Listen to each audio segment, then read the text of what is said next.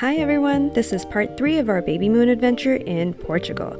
Check out part 1 and 2 in our Portugal playlist to see what we got up to in Lisbon, Coimbra, Porto, and the Douro Valley. And after our 2 nights in Porto, we packed up and got back on a train again. The train system was great and very convenient. This time we are headed all the way to Sintra. Also, little baby girl in my belly got so active whenever we were on a train or bus. Oh my gosh, look at those kicks. Anyway, we switched trains at Lisbon and headed to Sintra. This shot from the train was a foretelling of the very rainy day we were about to have. Once we got to Sintra, we realized that there was no luggage storage at the station, but luckily, there was a store nearby that offered luggage storage, so we used that instead. First, we sat down and had a lovely lunch at this adorably romantic restaurant called A Raposa.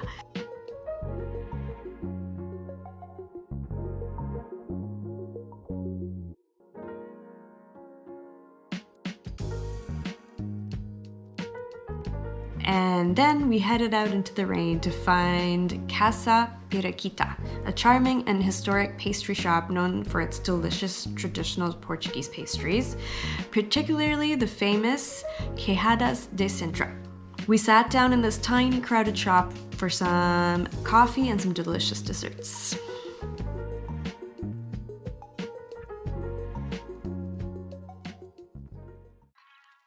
And then we strolled over to the National Palace of Sintra.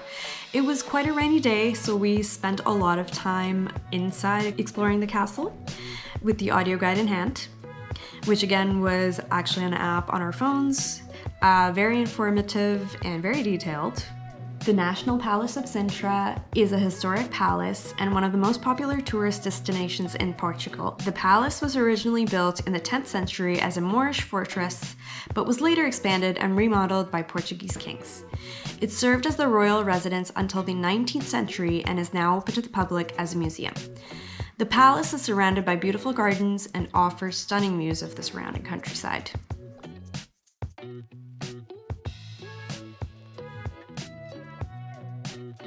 We were supposed to try and see some other sights on this day, but the rain really put a damper on that.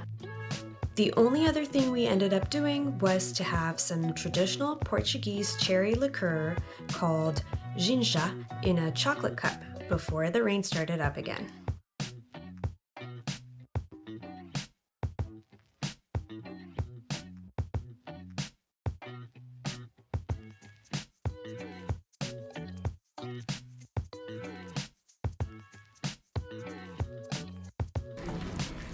I'll eat the chocolate though.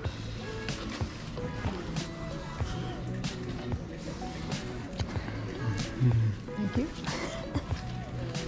So we decided to just call it quits and took a bus over to our stop for the night in Cascais. We stayed at a hotel that was converted from an old defense fort, which was super, super cool.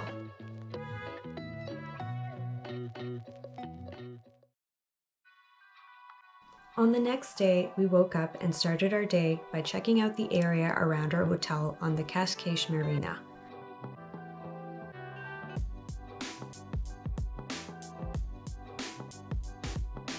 This would be a lovely beach day in the summer, and even in early March, it's still a beautiful place to walk around in.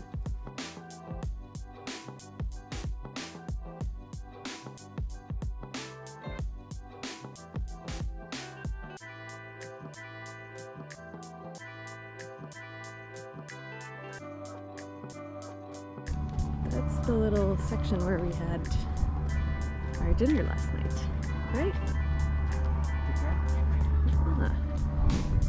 This is the fort. Our room is actually just behind us a moment. Let me see if I can find it. Look at this beautiful view of the marina. Oh man, it's such a nice day.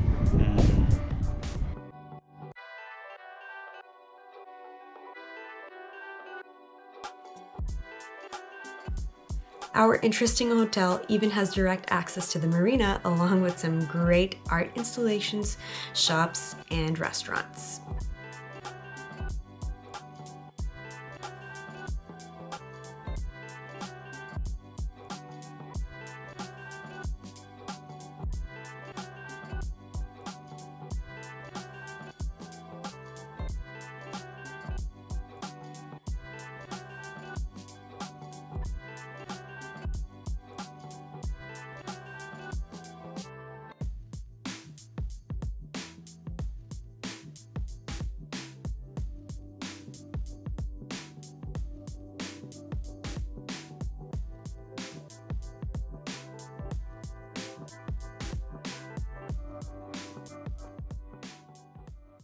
On our last full day in Portugal, we had initially planned to get some massages and relax in Cascais, but because we didn't fully get to do Sintra the day before, we decided we should head back. And we were so glad we did because it was absolutely gorgeous in the sun. We headed straight to Pena Palace, aka the Colorful Castle. This palace is separate from the one we visited the day before, which was its less colorful cousin, the National Palace. Pena Palace has a beautiful exterior and some wonderful gardens to walk through. We do recommend booking ahead online because it is a popular spot. You will be able to take a little bus to get you up the steep hill that it's on top of, and you can spend a lot of time looking through the interior of the palace.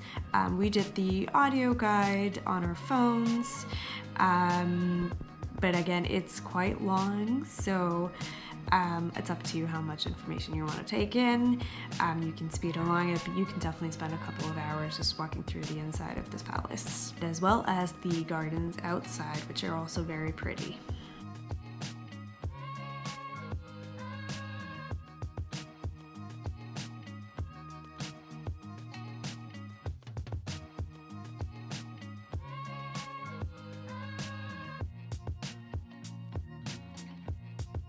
After that, it was time to make the trek up to the top of the Moorish castle, or the Castelo de Muros.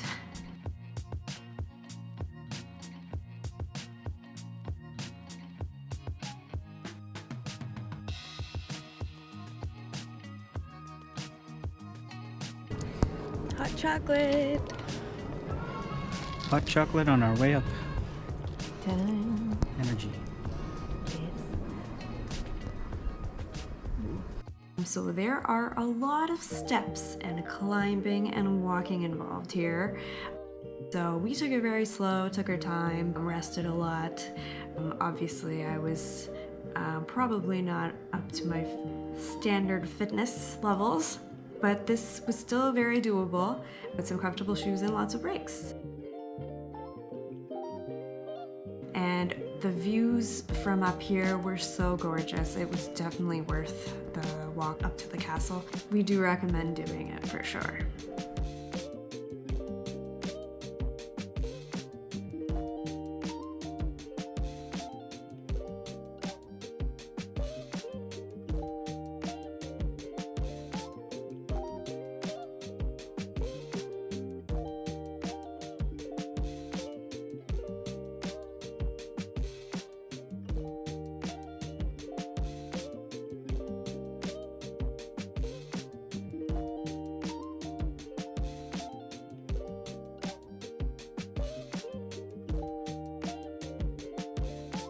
And just like that, our Portugal Babymoon adventure came to an end.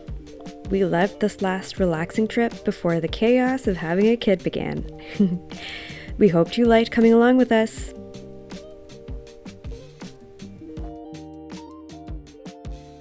We have so many more fun family travel stories to share with you. Please subscribe to stay tuned for more.